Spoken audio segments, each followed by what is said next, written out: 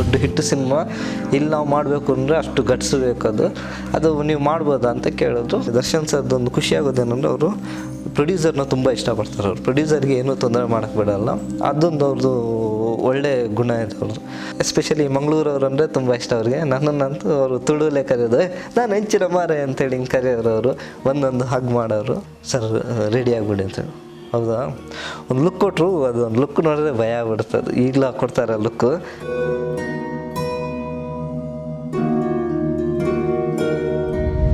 ಅದಾದಮೇಲೆ ನೆಕ್ಸ್ಟು ದೊಡ್ಡ budget cinema ಪೊರ್ಕಿ cinema ಸಿಕ್ತು. ಪೊರ್ಕಿ ಸಿನಿಮಾದಲ್ಲಿ ಅದೇ ಶ್ರೀಧರ್ ಸರ್ ನೋಡಿ ಅಲ್ಲಿ ಏನಂದರೆ ಅಸೋಸಿಯೇಟ್ ಆಗಿ ಮಾಡು ಅಂದರು. ಬಟ್ ನಂಗೆ ಏನಂದರೆ ಅದು ದರ್ಶನ್ ಸರ್ ಅವರು ತುಂಬ ದೊಡ್ಡ ಸ್ಟಾರು. ಆಮೇಲೆ ಇವರು ಯಾರು ಆಶೀಶ್ ವಿದ್ಯಾರ್ಥಿ ಎಲ್ಲ ಬಾಂಬೆ ಆರ್ಟಿಸ್ಟ್ ಎಲ್ಲ ಇದ್ರು. ಸರ್ ಇದು ಯಾಕೋ ಕಷ್ಟ ಆಗ್ಬೋದು ಅಂತೇಳಿ ಆಮೇಲೆ ಮತ್ತೆ ಶಶಿ ಸರ್ನ ಹಾಕೊಳ್ಳೋಣ ಅಂತೇಳಿ ಶಶಿ ಸರ್ನ ಕರೆಸಿದ್ರು ಅಸೋಸಿಯೇಟಾಗಿ ಮಾಡಲಿ. ಸರಿ ಅಂತ ಅಲ್ಲಿ ನಾನು ಸೆಕೆಂಡ್ ಅಸೋಸಿಯೇಟಾಗಿ ಮಾಡಿದೆ. ಅದು ಒಳ್ಳೆ ಅನುಭವ ಆಯಿತು. ದೊಡ್ಡ ಸ್ಟಾರ್ ದರ್ಶನ್ ಸರ್ ಜೊತೆ ಒಂದು ಕೆಲಸ ಮಾಡೋದು, ಎಲ್ಲ ದೊಡ್ಡ ದೊಡ್ಡ ಸ್ಟಾರ್ಗಳು.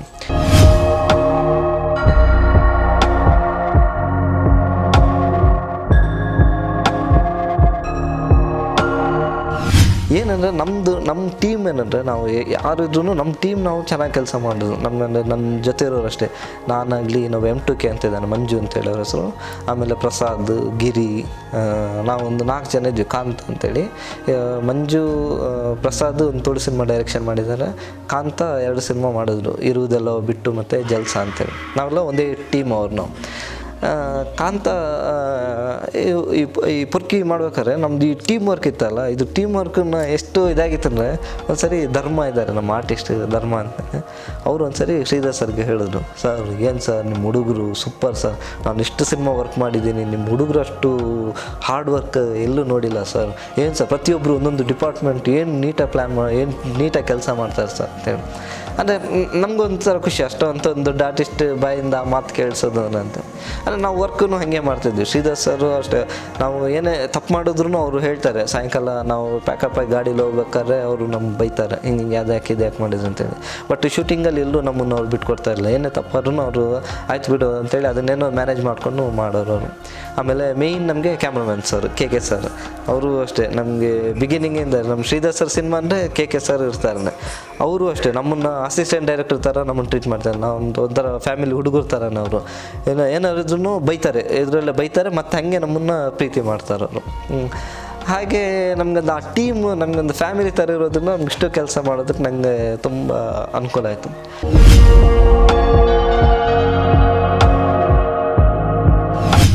ಪೊರ್ಕಿ ಮಾಡಬೇಕಾದ್ರೆ ಪೊರ್ಕಿ ಸಿನಿಮಾದಲ್ಲಿ ದರ್ಶನ್ ಸರ್ದು ಅದು ಫಸ್ಟ್ ಅವರು ಸಿನಿಮಾ ಶುರುವಾಗಿದ್ದು ಹೇಗೆ ಅಂದರೆ, ಇಲ್ಲಿ ರೇಣುಕಾಂಬಲ್ಲಿ ಅದು ಸಿನಿಮಾ ಹಾಕಿದ್ವಿ, ಯಾವುದು ಪೋಖ್ರಿ ಸಿನಿಮಾನ ತಂದು ಪ್ರೊಡ್ಯೂಸರ್ ತಂದು ಮಾಡೋಣ ಅಂತಂದರು. ಹಾಕಿ ಸಿನಿಮಾ ನೋಡಿದ್ವಿ. ಸಿನಿಮಾ ಎಲ್ಲ ತೋರಿಸಾದ್ಮೇಲೆ ದರ್ಶನ್ ಸರು ಈಚೆ ಬಂದು ಹೇಳಿದ್ರು, ತುಂಬ ಒಳ್ಳೆ ಸಿನಿಮಾ, ಈ ಸಿನಿಮಾ ನಿಮ್ಮ ಮಾಡೋ ಶಕ್ತಿ ಇದೆಯಲ್ವ ನಿಮಗೆ ಅಂತ ಪ್ರೊಡ್ಯೂಸರ್ ಕೇಳಿದ್ರು. ಅಂದರೆ ಅಷ್ಟೊಂದು ಬಜೆಟಲ್ಲಿ ಅಷ್ಟೊಂದು ಇದು ದೊಡ್ಡ ಹಿಟ್ ಸಿನಿಮಾ ಇಲ್ಲಿ ನಾವು ಮಾಡಬೇಕು ಅಂದರೆ ಅಷ್ಟು ಗಟ್ಸ್ ಬೇಕದು, ಅದು ನೀವು ಮಾಡ್ಬೋದಾ ಅಂತ ಕೇಳಿದ್ರು. ಇಲ್ಲ ಸರ್ ನಾವು ರೆಡಿ ಇದ್ದೀವಿ, ನಾವು ತೊಂದರೆ ಇಲ್ಲ ಅಂತೇಳಿ. ಆಮೇಲೆ ನನಗೇನಂದ್ರೆ ಅವರೊಂದೇ ಒಂದು ಡೈಲಾಗ್ ಹೇಳಿದ್ರು ಅಲ್ಲಿ ಆ ಸಿನಿಮಾದಲ್ಲಿ. ಇಲ್ಲಿ ನಾನು ಚಿಕ್ಕ ಎಕ್ಸಾಂಪಲ್ ಕೊಡ್ತೀನಿ, ಅಲ್ಲಿ ಯಾವ ಡ್ರಿಂಕ್ಸ್ ಬಾಟ್ಲ್ ಯೂಸ್ ಮಾಡಿದ್ದಾರೋ, ಒಂದು ಫಾರಿನ್ ಸ್ಕಾಚ್ ಯೂಸ್ ಮಾಡಿದರೆ ನಾವು ಇಲ್ಲಿ ಅದೇ ಸ್ಕಾಚ್ ಯೂಸ್ ಮಾಡಬೇಕು, ಇಲ್ಲಿ ನಾವು ಬಿಯರ್ ತೋರಿಸೋ ಮಟ್ಟಕ್ಕೆ ನಾವು ಹೋಗಬಾರ್ದು ಅಂತೇಳಿ ಅಂದರು ಅವರು. ಅಂದರೆ ಅಲ್ಲಿ ಏನು ಬಜೆಟ್ ಇದೆಯೋ ಅದೇ ಬಜೆಟಲ್ಲಿ ನಾವು ಇಲ್ಲಿ ಮಾಡಬೇಕು, ನಾವು ಅದನ್ನು ಇಲ್ಲಿ ಚೀಪಾಗಿ ಮಾಡ್ಲಿಕ್ಕೆ ಹೋದರೆ ಸಿನಿಮಾ ಅದು ಹಾಳಾಗ್ಬಿಡುತ್ತೆ, ನೀವು ಅದಕ್ಕೆ ರೆಡಿಯಾಗಿದ್ದರೆ ನಾನು ಮಾಡ್ತೀನಿ, ನಂದೇನಿಲ್ಲ, ನಾನು ಡೇಟ್ ಕೊಡ್ತೀನಿ ಅಂತಂದರು. ಇಲ್ಲ ಸರ್ ನಮ್ಮದೇನಿಲ್ಲ ರೆಡಿ ಅಂತ ಹೇಳಿ. ಆಮೇಲೆ ಬಂದರು ಪಾಪ ಅವರು ಏನಂದರೆ ದರ್ಶನ್ ಸರ್ದೊಂದು ಖುಷಿಯಾಗೋದೇನೆಂದರೆ ಅವರು ಪ್ರೊಡ್ಯೂಸರ್ನ ತುಂಬ ಇಷ್ಟಪಡ್ತಾರೆ. ಅವ್ರು ಪ್ರೊಡ್ಯೂಸರ್ಗೆ ಏನೂ ತೊಂದರೆ ಮಾಡೋಕ್ಕೆ ಬಿಡೋಲ್ಲ, ಅದೊಂದು ಅವ್ರದ್ದು ಒಳ್ಳೆ ಗುಣ ಇದೆ ಅವ್ರದ್ದು. ಹಾಗಾಗಿ ಸರಿ ಶೂಟಿಂಗ್ ಶುರುವಾಯಿತು. ಶೂಟಿಂಗ್ ಶುರುವಾಗಿ ಎಲ್ಲ ನೀಟಾಗಿ ಚೆನ್ನಾಗೆಲ್ಲ ನಡೀತಾ ಇರುತ್ತೆ. ನಮ್ಮನ್ನು ಅಷ್ಟೇ ಅವರು ಫಸ್ಟ್ ಒಂದು 4-5 ದಿವಸ ನಮಗೆ ಅವ್ರ ಜೊತೆ ಸೆಟ್ ಆಗೋದಿದ್ದಾಯಿತು. ಆಮೇಲೆ ತುಂಬ ಖುಷಿಯಾಗಿ ಅವರು ಅಷ್ಟೇ ಚಿನ್ನ ಅಂತೇಳೆಲ್ಲ ಕರೆಯೋರು. ನಮ್ಮಂದರೆ ಎಸ್ಪೆಷಲಿ ಮಂಗಳೂರವ್ರು ಅಂದರೆ ತುಂಬ ಇಷ್ಟ ಅವ್ರಿಗೆ. ನನ್ನನ್ನಂತೂ ಅವರು ತುಳುವಲ್ಲೇ ಕರೆಯೋದು, ನಾನು ಹೆಂಚಿನ ಮಾರೆ ಅಂತೇಳಿ ಹಿಂಗೆ ಕರೆಯೋರು. ಅವರು ಒಂದೊಂದು ಹಗ್ ಮಾಡೋರು. ತುಂಬ ಅದು ಇವಾಗಲೂ ಅಷ್ಟೇ, ಅದು ಅದೇ ಪ್ರೀತಿ ಇಟ್ಕೊಂಡಿದ್ದಾರೆ ಅವರು.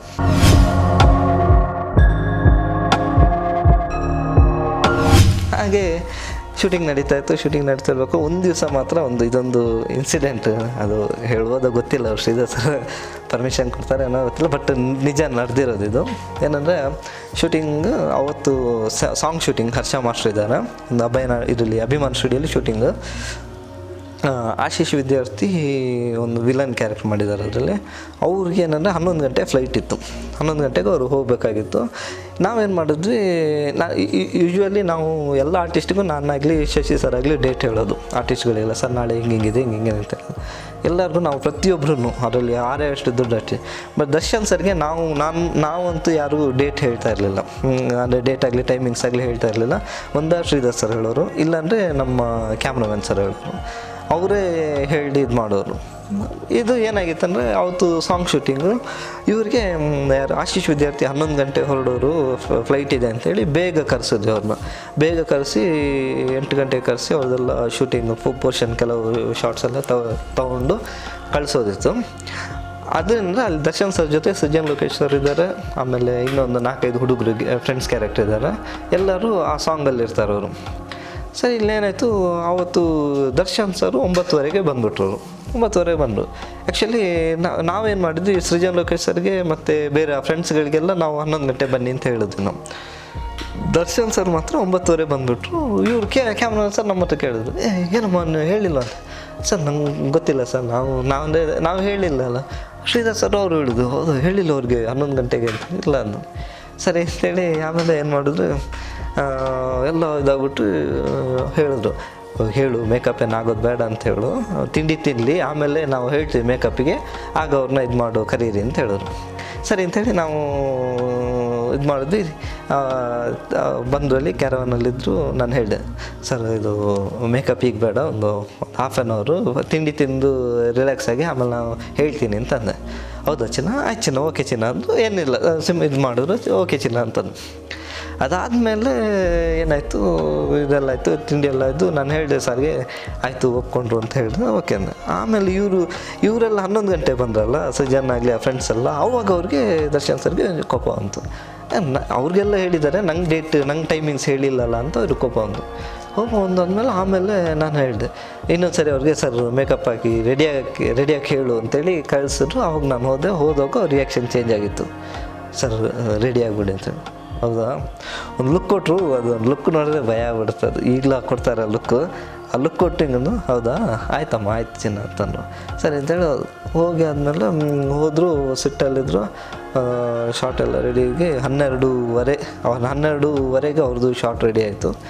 ಕರೆಸಿದೆ ನಾನು, ಅವ್ರು ಮೇಕಪ್ ಆಗಿ 1 ಅವರ್ ಕಾದ್ರು. ಹಂಗೂ 12:30ಗೆ ಇಲ್ಲಿ ಶಾರ್ಟಿಗೆ ಬಂದರು. ಅವರು ಬಂದವರೇ ಕ್ಯಾಮ್ರಾ ಕೈ ಮುಗಿದು ಶಾರ್ಟ್ ರೆಡಿ ಅಂತ ಹೇಳಿದಾಗ 3 ಗಂಟೆವರೆಗೆ ಇರ್ತೀನಿ ನಾನು. 3 ಗಂಟೆ ಮೇಲೆ 1 ನಿಮಿಷ ಇರಲ್ಲ, ಅದೇನು ತೆಗಿತೀರೋ ತೆಗೆದುಬಿಡಿ, ನಾಳೆ ನಾನು ಶೂಟಿಂಗ್ ಬರಲ್ಲ ಅಂತಂದರು.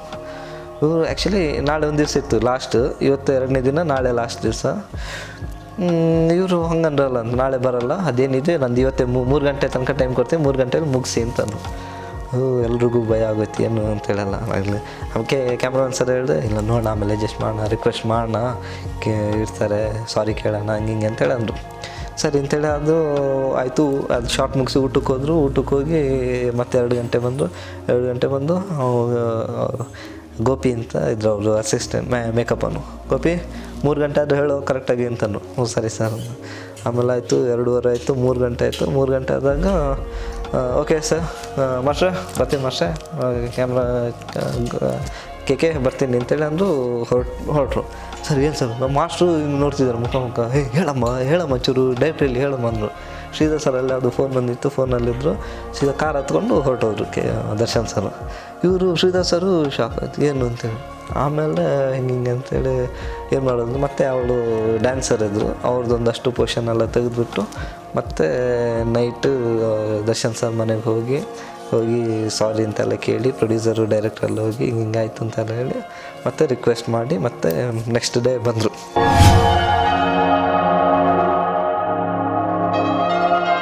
ಒಂದು ಬೆಳಿಗ್ಗೆ ಬಂದಾಗ ಫುಲ್ಲು ಮುಖಲ್ಲ ಕೆಂಪಾಗಿತ್ತು. ನಮ್ಮನ್ನೆಲ್ಲ ನೋಡಿದ್ರೆ ಆಮೇಲೆ ಒಂದು 2 ಶಾಟ್ ಆಯಿತು. 2 ಶಾಟ್ ಆದಮೇಲೆ ಒಂದು ಸೈಡಲ್ಲಿ ಕೂತಾಗ ನಾನು ನಮ್ಮ ಡೈರೆಕ್ಷನ್ ಡಿಪಾರ್ಟ್ಮೆಂಟ್ ಹೋಗಿ ಸಾರಿ ಕೇಳಿದೆ, ಸರ್ ಹಿಂಗೆ ಸಾರಿ ಇನ್ಮೇಲೆ ಹಿಂಗೆ ಆಗಲ್ಲ.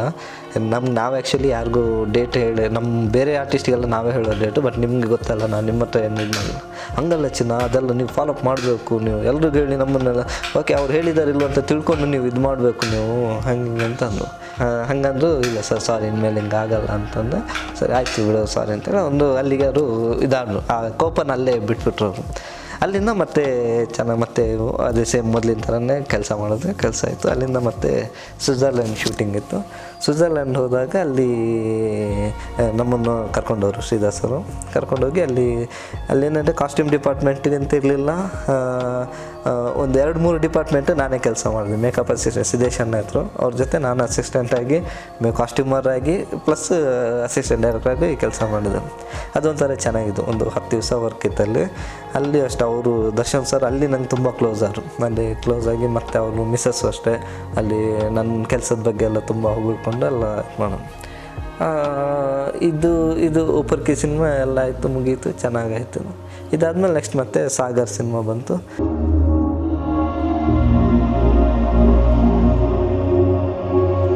ನೀವೆಲ್ಲರೂ ಈ ಕೋಸ್ಟಲ್ ಕನ್ನಡ ಪೇಜನ್ನು ಸಬ್ಸ್ಕ್ರೈಬ್ ಮಾಡಿ, ಸೈಡಲ್ಲಿರೋ ಬೆಲ್ ಬಟನ್ನ ಕ್ಲಿಕ್ ಮಾಡಿ.